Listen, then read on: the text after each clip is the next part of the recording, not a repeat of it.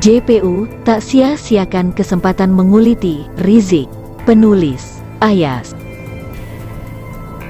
Rizik adalah seorang Habib layaknya orang bernasab lainnya, namun tidak terhormat, seorang pimpinan atau layaknya ketua geng mafia, seorang penceramah layaknya preman, mulutnya begitu kasar, tak ada yang bisa mengalahkan dia untuk masalah caci mencaci. Siapapun yang berseberangan dengan dirinya pasti dicaci maki, seolah Rizik makhluk paling mulia di bumi sehingga dengan seenaknya bisa mencaci orang. Seluruh jajaran pemerintahan Indonesia sudah pernah menerima caci maki dari Rizik. Bahkan ulama sekelas Gus Dur dihina buta mata buta hati. Rizik tak punya rasa hormat kepada siapapun yang dianggap menentang dirinya. Ketika dia melakukan pelanggaran lalu hendak diproses hukum, dia sama sekali tidak punya rasa hormat kepada aparat kepolisian, para hakim, jaksa, serta majelis persidangan. Dia merasa paling tahu segala hal, termasuk soal hukum. Dengan seenak jidatnya dia mencaci maki hakim dan jaksa. Saya rasa baik hakim maupun jaksa benar-benar kesal dan seperti ingin gantian mencaci maki Rizik biar sedikit-sedikit Rizik bisa merasakan betapa tak enaknya dicaci maki. Dalam persidangan Rizik, nampaknya ada kesempatan untuk mencaci maki Rizik tanpa mendapat perlawanan. Sebab jika tidak di momen persidangan ini, nampaknya sulit bisa mencaci maki Rizik secara langsung tanpa mendapat perlawanan.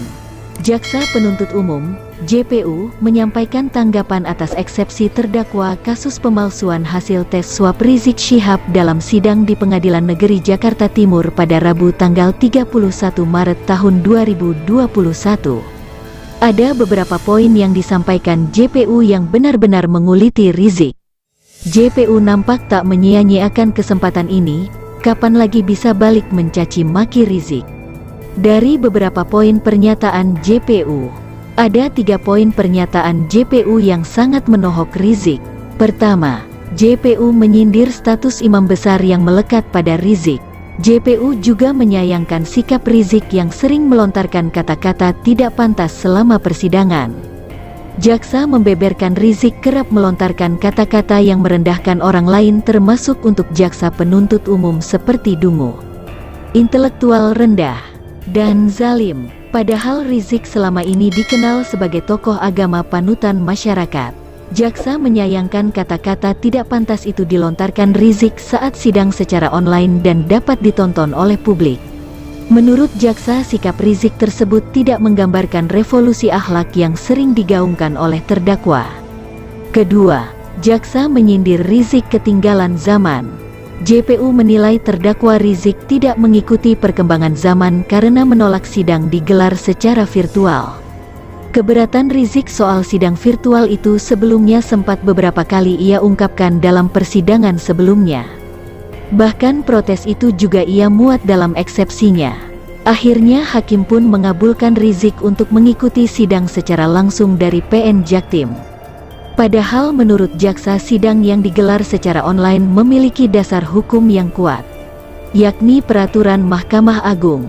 Selain itu, Organisasi Kesehatan Dunia, WHO, juga menetapkan COVID-19 sebagai pandemi global sehingga sidang boleh digelar secara online untuk menghindari kerumunan. Ketiga, jaksa sebut eksepsi Rizik tak berkualitas. Jaksa menilai eksepsi Rizik tidak berkualitas karena menyertakan masalah di luar materi persidangan. Salah satunya adalah penolakan persidangan digelar secara online. 3 poin yang disampaikan oleh JPU ini sebenarnya tidak terkait dengan kasus Rizik. Namun JPU seperti sedang meluapkan kekesalan sehingga menyampaikan sesuatu yang menohok dan merontokkan nyali Rizik. 3 poin ini benar-benar menjatuhkan harga diri dan wibawa Rizik sebagai seorang imam besar berpendidikan dan berwawasan luas. Titel tersebut tampaknya tidak terbukti, sebab Rizik yang katanya imam besar tapi tak bisa menjadi teladan dan kerap mengeluarkan kata-kata kasar.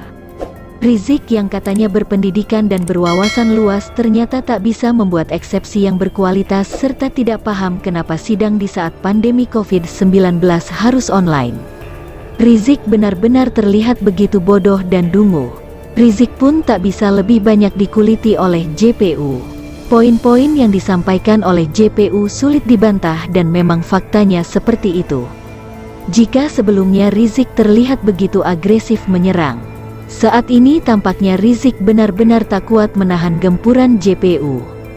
Harkat dan martabat Rizik benar-benar jatuh di mata masyarakat setelah dikuliti oleh JPU.